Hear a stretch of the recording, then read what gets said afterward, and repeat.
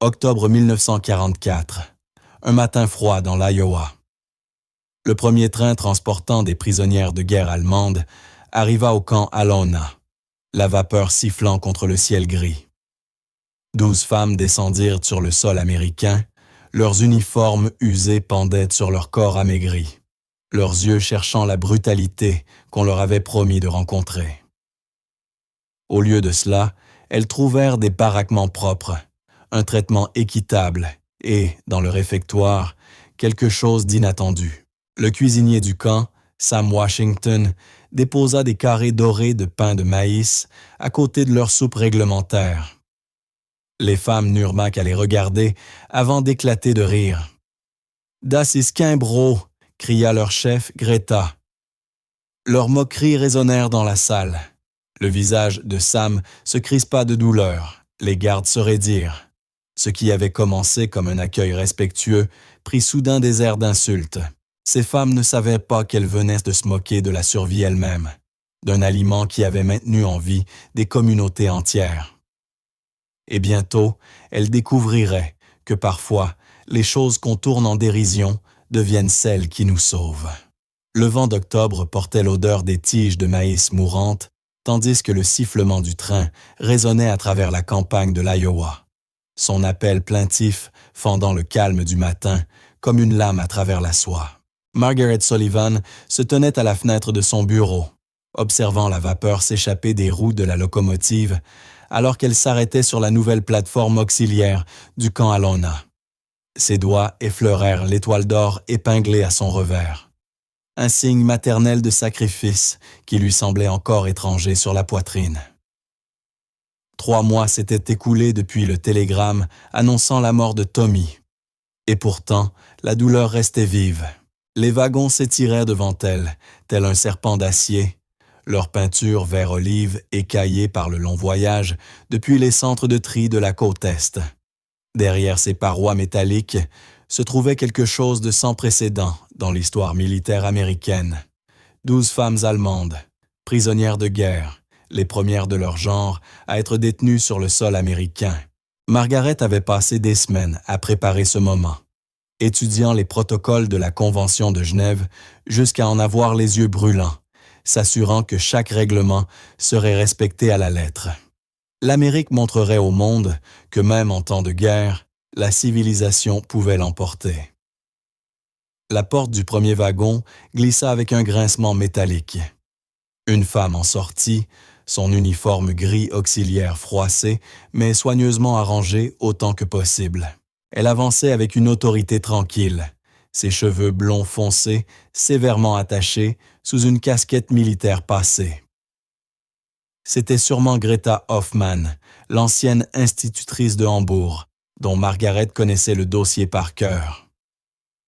À 28 ans, elle avait l'allure de quelqu'un habitué à encadrer des enfants indisciplinés.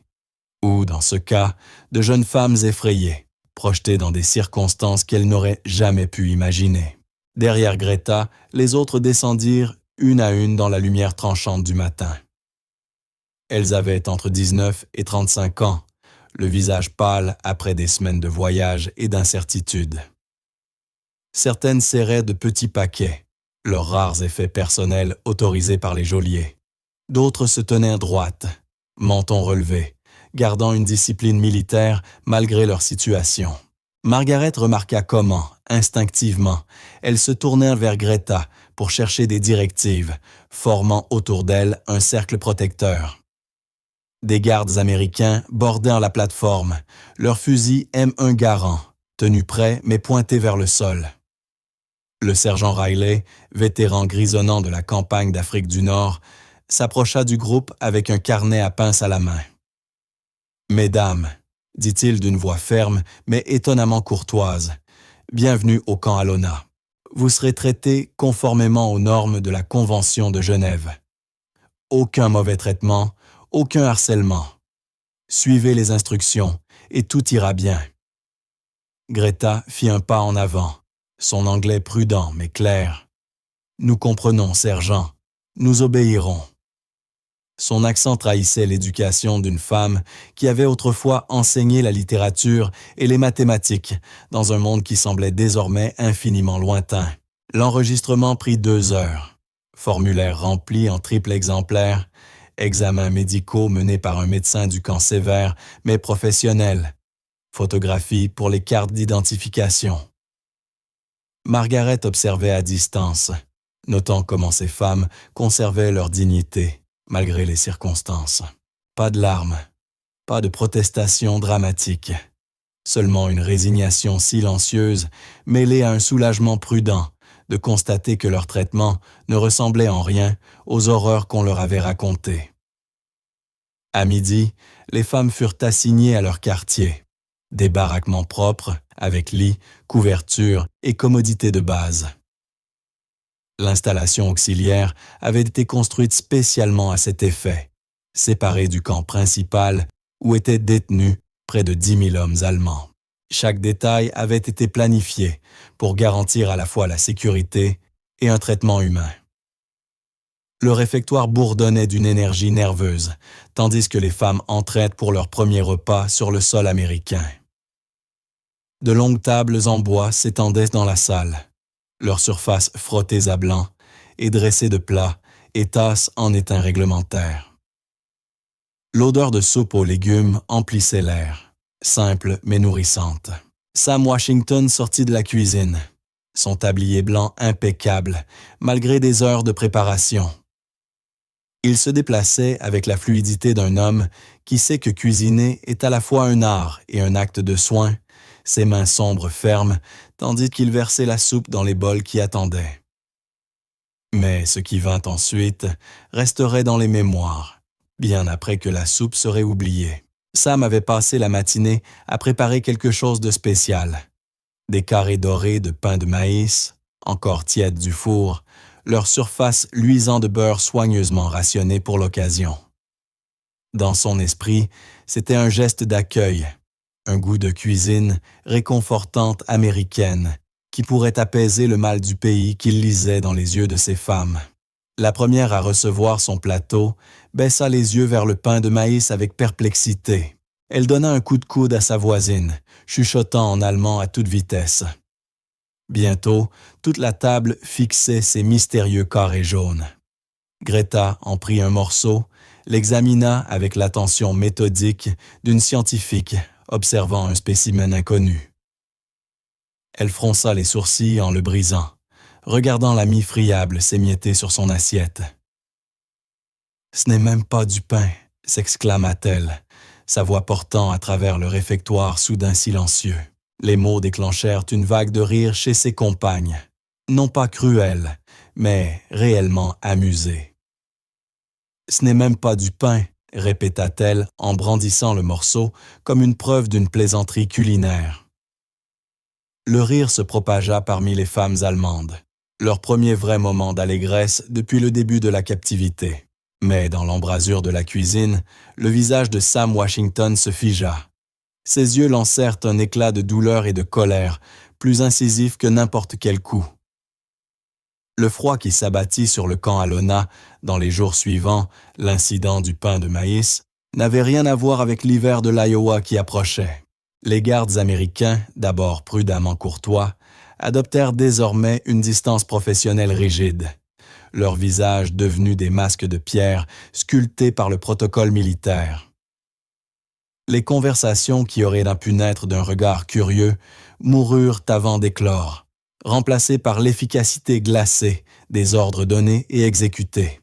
La cuisine de Sam Washington devint une forteresse d'orgueil blessé.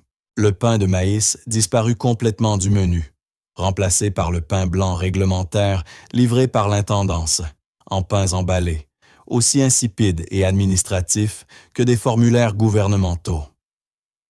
Sam accomplissait ses tâches avec une précision mécanique, servant la soupe et tranchant les portions avec le même soin qu'à l'accoutumée. Mais la chaleur qui assaisonnait jadis chaque repas semblait s'être évaporée, comme la vapeur d'une marmite qui refroidit. Dans le dortoir des femmes allemandes, une autre tension s'installait. Greta restait éveillée sur sa paillasse étroite, fixant les poutres du plafond et rejouant la scène du réfectoire avec une honte croissante. La voix de sa mère résonnait dans sa mémoire. « Greta, ma petite, la gratitude est la première des politesses. Quand quelqu'un t'offre du pain, tu dis merci, même s'il a le goût de sueur. » Combien de fois sa mère avait-elle répété ces mots pendant les années de vaches maigres d'après la Grande Guerre, lorsque toute nourriture était précieuse et que l'orgueil était un luxe inabordable. Elle se rappela l'expression du cuisinier. Sam, avait-elle appris, quand leur rire avait rempli la salle. Ce n'était pas la colère d'un supérieur offensé, mais quelque chose de bien pire. La blessure profonde de celui dont l'offrande de bonté a été tournée en dérision. Greta avait déjà vu ce même regard chez ses élèves lorsque leurs efforts sincères étaient accueillis par les moqueries de la classe. Le regard de quelqu'un qui a tendu son cœur et s'est vu gifler en retour. Margaret Sullivan se retrouva prise entre des ressentiments inavoués qui s'entrechoquaient.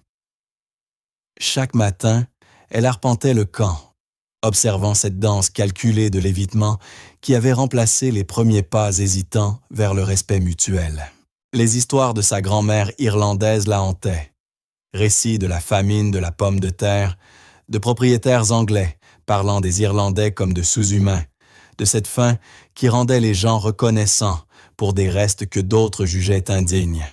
« Sam », dit-elle un après-midi, en le trouvant dans la cuisine, préparant le dîner dans un silence méthodique. « J'aimerais que vous m'aidiez à comprendre quelque chose. » Il leva les yeux de ses légumes, le couteau suspendu à mi-mouvement. « À propos du pain de maïs, » reprit-elle avec précaution. « J'ai grandi à Boston. On en mangeait parfois, mais je n'en ai jamais vraiment connu l'histoire. » « D'où vient-il » Les épaules de Sam se détendirent, presque imperceptiblement. Il posa son couteau et s'adossa à la table de préparation, le regard se perdant au-delà des murs de la cuisine. Ma grand-mère disait que le pain de maïs, c'était le pain de la survie, commença-t-il, la voix calme mais assurée. Quand les gens n'avaient pas de farine de blé, ne pouvaient pas se la payer ou ne pouvaient pas s'en procurer, ils broyaient le maïs des champs pour en faire quelque chose qui maintiendrait les familles en vie. Il alla au garde-manger et revint avec un sac de semoule de maïs, laissant filer entre ses doigts les grains dorés comme du sable. À l'époque de l'esclavage, c'était souvent tout ce qu'ils avaient. Du maïs et peut-être un peu de mélasse, s'ils avaient de la chance. Mon arrière-grand-mère faisait un pain de maïs capable d'étirer une petite quantité de semoule pour nourrir 8 enfants. Elle disait que ce n'était pas seulement du pain, c'était de l'espoir rendu solide. Margaret écoutait, et peu à peu, la compréhension se levait en elle. Et pendant la dépression, c'était la même chose. Sam hocha la tête. Lorsque les banques firent des faillites et que les emplois disparurent, le pain de maïs empêcha le Sud de mourir de faim. Ceux qui n'avaient jamais touché du maïs de champ apprirent très vite qu'il n'y avait pas d'alternative. C'était cela ou rien. C'est la nourriture des pauvres, je suppose, mais c'est une nourriture honnête. Une nourriture qui ne prétend pas être raffinée. Elle se contente de remplir ton ventre et de te permettre de tenir un jour de plus. Dans le dortoir des femmes, ce soir-là, Greta rassembla ses compagnes autour de sa couche. Elles parlaient à voix basse en allemand, leur voix lourde de honte partagée. « J'ai réfléchi, » commença-t-elle, « à ce que nous avons fait, à ce rire. » Liesel Wagner, la plus jeune, se tortilla sur sa paillasse, mal à l'aise.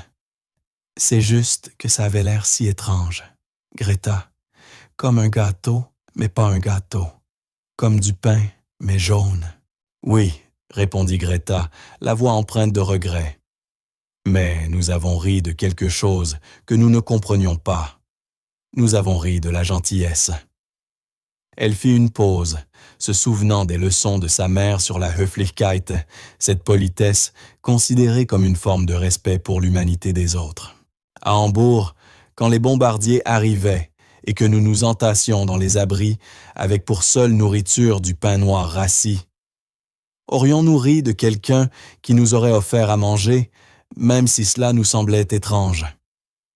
Le silence qui suivit fut une réponse suffisante.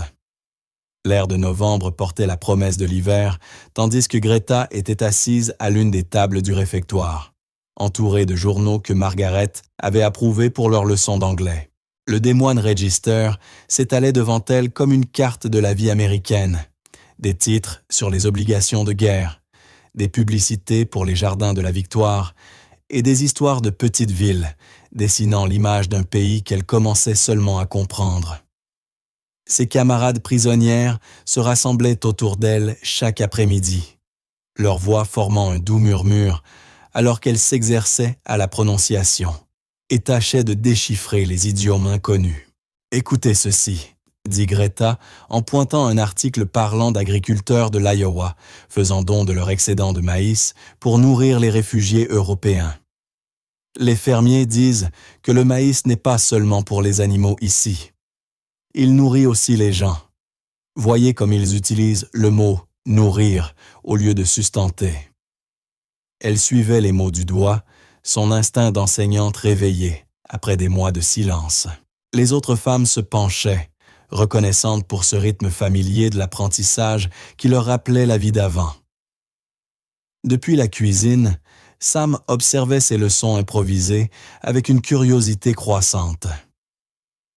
Il avait remarqué comment l'anglais des femmes s'améliorait chaque jour, comment elles commençaient à saluer les gardes d'un bonjour ou d'un merci soigneusement articulé.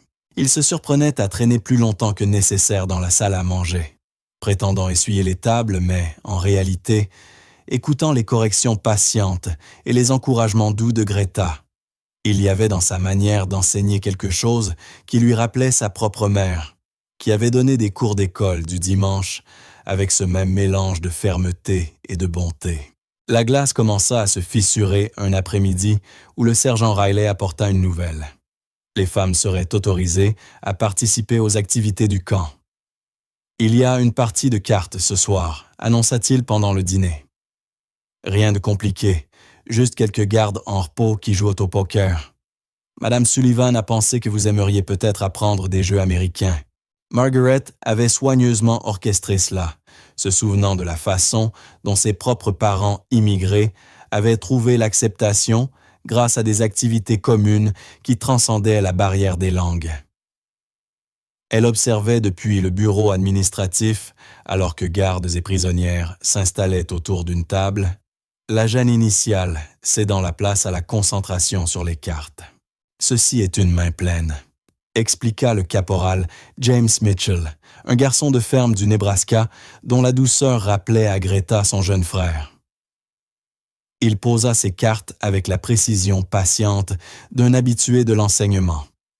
3 cartes identiques, 2 d'un autre type. Liesel gloussa en essayant de retenir les noms anglais des combinaisons. Son rire assez contagieux pour provoquer des sourires, même chez les gardes les plus réservés. « Straight flush », répéta-t-elle soigneusement, son accent bavarois rendant les mots presque musicaux, comme un fleuve droit qui coule. La véritable percée survint 3 jours plus tard, lorsque Liesel s'effondra pendant l'appel du matin. Son visage brûlait de fièvre, et sa respiration courte fit naître la panique parmi les femmes allemandes et leurs gardiens américains. Le médecin du camp fut immédiatement appelé. Son souci professionnel effaça toute considération de nationalité, tandis qu'il examinait la jeune femme.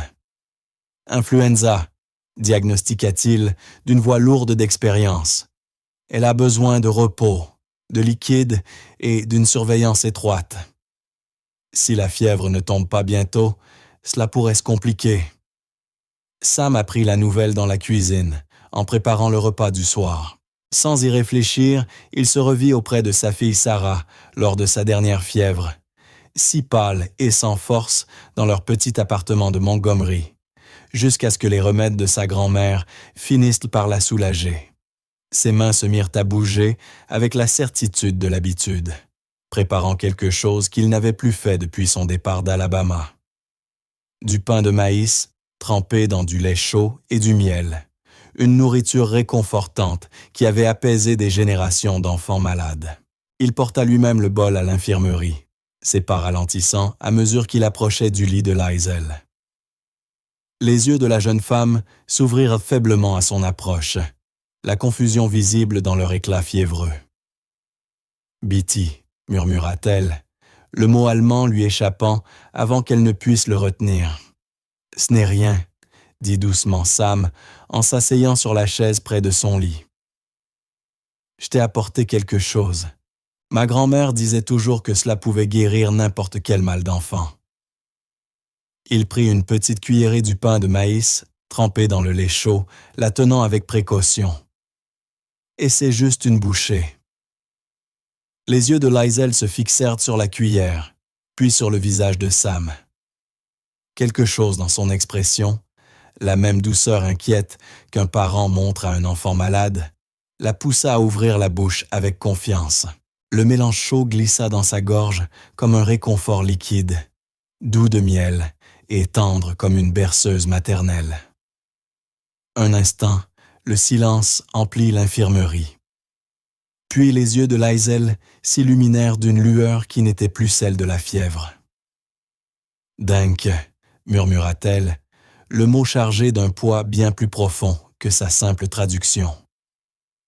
Elle avala une autre cuillerée, et pour la première fois depuis sa maladie, elle sourit. Ça a le goût de Hoffnung, de l'espérance. Depuis la porte, Greta observait la scène avec une compréhension grandissante.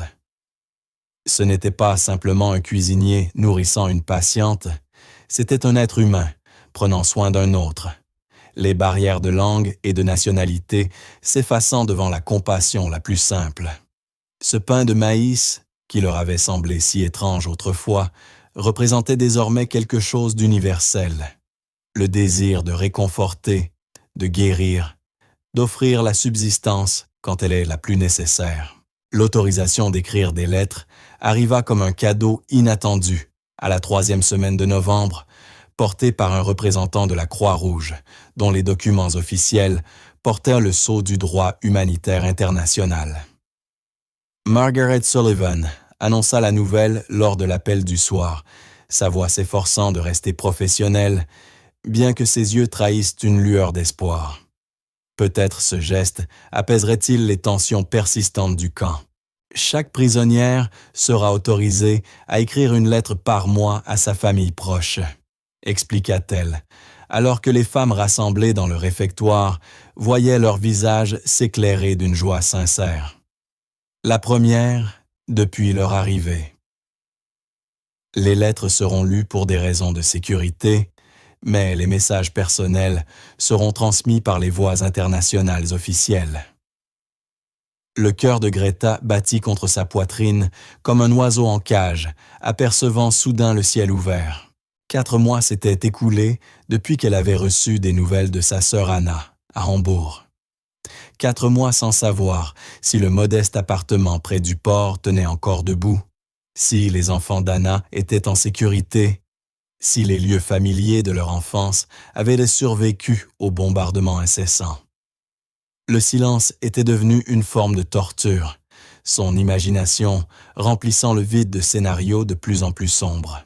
Les 3 jours suivants furent consacrés à la rédaction des lettres, chacune écrite avec le soin d'un artisan façonnant un objet précieux. Chaque mot pesé, choisi avec prudence, conscient que ces quelques paragraphes seraient peut-être leur seul lien avec le monde d'avant. Greta écrivit et réécrivit sa lettre à Anna, cherchant l'équilibre entre sincérité et réconfort. « Ma chère Anna », finit-elle par écrire d'une écriture soignée sur le papier, à en-tête de la Croix-Rouge. « Je suis en sécurité et bien traitée dans un endroit appelé Iowa, où la terre s'étend jusqu'à l'horizon comme la mer de notre enfance. Les gardes respectent scrupuleusement les lois internationales et nous sommes nourris régulièrement, parfois avec des plats étranges comme un pain jaune au goût de maïs, mais fait avec soin et qui rassasie. Les Américains ne sont pas tels qu'on nous les avait décrits. Ils nous montrent une dignité que nous ne pensions pas trouver si loin de chez nous. Embrasse les enfants pour moi et dis-leur que leur tante Greta pense à eux chaque jour. » Dans tout le camp, une atmosphère d'optimisme prudent commença à se répandre. Les gardes remarquèrent immédiatement le changement. Les voix semblaient plus légères, les conversations plus animées, et même les tâches routinières semblaient retrouver un sens. Sam se surprit à fredonner d'anciens negro spirituals en travaillant dans la cuisine, ses gestes empreints du rythme d'un homme dont le fardeau s'était un peu allégé. Cette fragile paix se prolongea jusqu'à Thanksgiving, lorsque Margaret organisa un repas spécial, comprenant dinde et farces, en plus du menu habituel du camp. Sam avait passé des jours à le préparer, sa fierté professionnelle sortant de l'ombre où elle s'était réfugiée depuis l'incident du pain de maïs. Il observa à travers la fenêtre de la cuisine les femmes manger avec reconnaissance, leur conversation animée en allemand ponctuée de quelques phrases en anglais fraîchement apprises.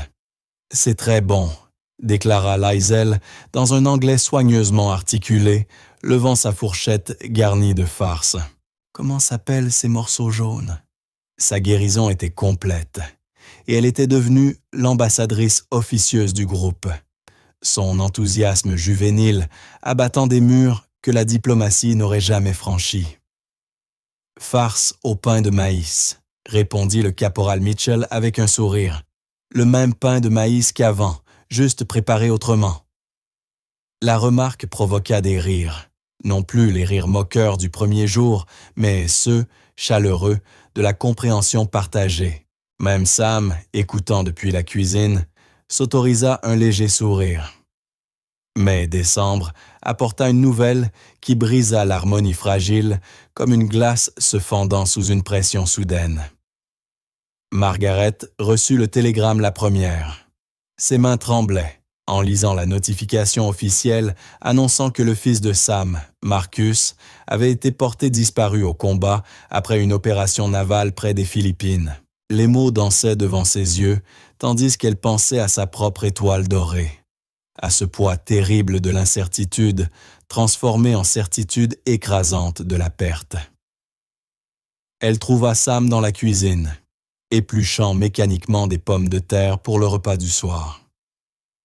Ses gestes avaient la précision automatique de quelqu'un qui exécute une tâche familière, tandis que son esprit dérive vers des ténèbres intérieures. « Sam », dit-elle doucement, le télégramme plié dans sa main comme une arme chargée qu'elle hésitait à tirer. La nouvelle l'atteignit avec une force visible. Ses épaules s'affaissèrent, comme si le poids du monde venait soudainement de se poser sur elle. Son couteau tomba sur la planche à découper, oublié parmi les pommes de terre à moitié pelées. « Disparu », répéta-t-il, le mot creux comme une marmite vide. Pas mort, mais disparu. 3 heures plus tard, un autre télégramme arriva, celui-ci portant des cachets internationaux et la mise en page distinctive des communications de la Croix-Rouge. Le cœur de Margaret se serra en lisant le nom du destinataire et en reconnaissant la calligraphie allemande soignée de l'adresse expéditrice. Elle trouva Greta dans la salle commune, aidant Liesel à pratiquer sa prononciation anglaise. Leurs voix formaient une bulle de normalité dans la routine du camp. « Greta », dit Margaret d'une voix empreinte du ton officiel qu'elle réservait aux affaires difficiles. « Je dois vous parler en privé. » L'enveloppe qu'elle tenait semblait brûler dans sa main, tant elle pesait lourd de son contenu. Elle vit dans les yeux de Greta une lueur de reconnaissance, ce regard de quelqu'un qui attend depuis si longtemps une mauvaise nouvelle que sa venue apporte presque un soulagement. La lettre était brève, écrite de la main familière d'Anna, mais ces mots bouleversaient tout. Hambourg avait de nouveau été bombardé. Le quartier du port était détruit. Anna était portée disparue, présumée morte sous les décombres du quartier de leur enfance. Les enfants avaient été évacués chez des parents à la campagne, mais Anna elle-même avait disparu dans le chaos et les flammes. Ce soir-là, 2 êtres assis dans des bâtiments séparés étaient unis par le même chagrin. Sam contemplait son assiette intacte, pensant à son fils quelque part dans l'immensité du Pacifique. Greta, allongée sur sa paillasse étroite, serrait contre elle la dernière lettre d'Anna, tandis que des larmes silencieuses tombaient sur l'oreiller. Les ponts qu'ils avaient de commencer à construire semblaient soudain fragiles, comme des toiles d'araignée, menacés par l'ouragan de la perte, un vent qui ne respectait ni nationalité ni couleur de peau. Décembre gris s'abattit sur le camp Alona comme un linceul, apportant avec lui un silence qui semblait étouffer jusqu'au souffle du vent à travers les chênes nus. Les routines continuaient avec une précision mécanique. Appel à l'aube, repas à heure fixe, extinction des feux à 21 heures. Mais la vie s'était vidée de ses gestes, comme l'eau d'un récipient fissuré. Greta errait dans ses journées telle une somnambule. Ses cours improvisés étaient abandonnés, ses exercices d'anglais remplacés par des regards vides, portés vers des murs muets. La cuisine de Sam était devenue un monument à la discipline, à la fois impeccable et sans âme. Les repas paraissaient à l'heure, nutritifs et correctement portionnés, mais privés de la touche de chaleur qui avait autrefois assaisonné chaque plat. Ils servaient les rations avec l'efficacité d'une machine, les yeux fixés sur un point lointain, ni dans le passé, ni dans l'avenir. Les gardes remarquèrent le changement, murmurant entre eux à propos du cuisinier qui avait perdu sa flamme, de la professeure allemande qui ne donnait plus de leçons, de l'efficacité administrative qui dissimulait un camp noyé dans un chagrin muet. Chaque matin, Margaret parcourait le camp, tel un fantôme errant dans des couloirs familiers. Son bureau restait impeccable, les dossiers classés avec une rigueur militaire. Mais elle évitait le réfectoire, trop hantée par les souvenirs des jours plus lumineux où l'espoir semblait encore possible. L'étoile dorée sur son revers s'était alourdie d'un poids invisible. La compréhension que la perte était une langue parlée couramment par tous ceux enfermés dans ces murs, peu importe l'uniforme qu'ils portaient ou le drapeau qu'ils avaient asservi. La première tempête de neige frappa le 18 décembre, avec la fureur d'une nature déchaînée. Le vent hurlait sur les plaines de l'Iowa comme les voix des morts agitées, poussant la neige dans chaque interstice avec une détermination implacable. Le soir venu, le vieux système de chauffage du camp céda sous l'assaut. Les tuyaux gelèrent, les chaudières s'arrêtèrent, et les bâtiments ne furent plus que des abris contre la rage de la tempête. Les protocoles d'urgence furent activés avec une efficacité militaire. Tout le personnel et les prisonnières furent rassemblés dans le réfectoire, le seul espace encore chauffé. Des braseros de fortune furent improvisés à partir de feuilles métalliques, leurs flammes projetant des ombres dansantes sur les murs, tandis que gardes et prisonnières se pressaient côte à côte pour se réchauffer. Des couvertures furent sorties des réserves et distribuées sans distinction de nationalité ni de grade. Les besoins humains fondamentaux balayaient les barrières invisibles qui les séparaient jusque-là. Dans cette intimité forcée, les distances soigneusement entretenues commencèrent à se dissoudre. Les gardes américains partagèrent leur café tiré de leurs réserves personnelles. Les femmes allemandes offrirent des couvertures supplémentaires aux soldats de transit froid. Les divisions artificielles entre captives et geôliers paraissaient soudain absurdes face à la menace démocratique des engelures qui ne reconnaissaient aucune allégeance politique. Ce fut Liesel qui brisa le silence, sa voix douce et hésitante s'élevant dans la lumière vacillante des feux improvisés. Elle se mit à fredonner une mélodie qui transcendait les langues, des notes qui parlèrent de maison et de nostalgie dans toutes les bouches.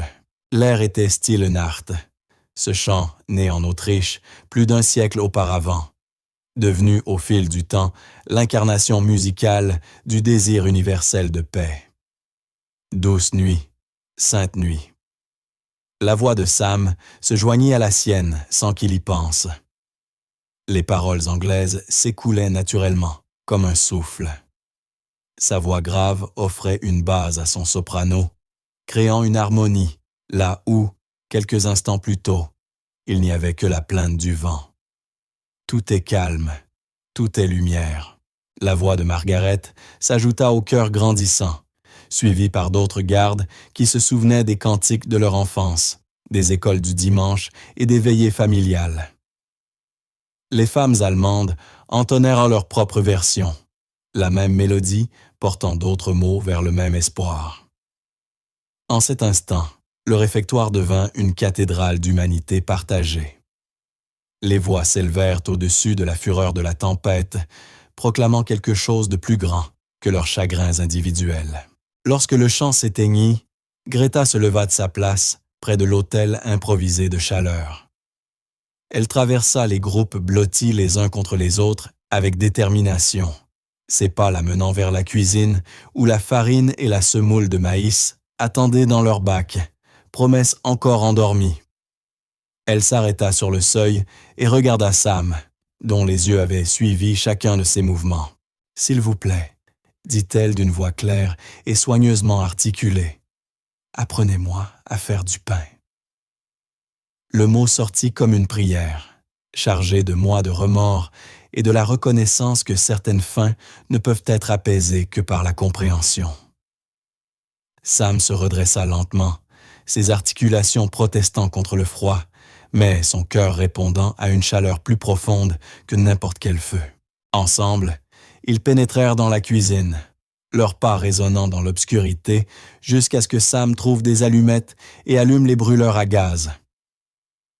Une lumière dorée se répandit autour d'eux, tandis qu'il rassemblait les ingrédients, ses mains se mouvant avec la mémoire musculaire de milliers de repas préparés avec amour. « La première chose, » dit-il d'une voix douce, celle d'un père enseignant à un enfant, c'est de comprendre ce qu'est le pain de maïs. Ce n'est pas du pain de blé, c'est quelque chose de différent, quelque chose qui vient du fait de se débrouiller avec ce qu'on a. Il versa la semoule dans un bol, laissa Greta en sentir la texture rugueuse entre ses doigts. Ma grand-mère disait que c'était une nourriture honnête. Elle ne cherche pas à être raffinée.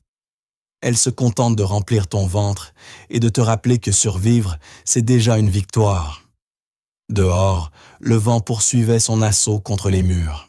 Mais à l'intérieur de la cuisine, deux êtres qui avaient tout perdu commencèrent le plus ancien des rituels. Créer la subsistance à partir d'ingrédients simples, leurs mains travaillant ensemble pour transformer la matière brute en quelque chose qui, peut-être, aurait à nouveau le goût de l'espérance.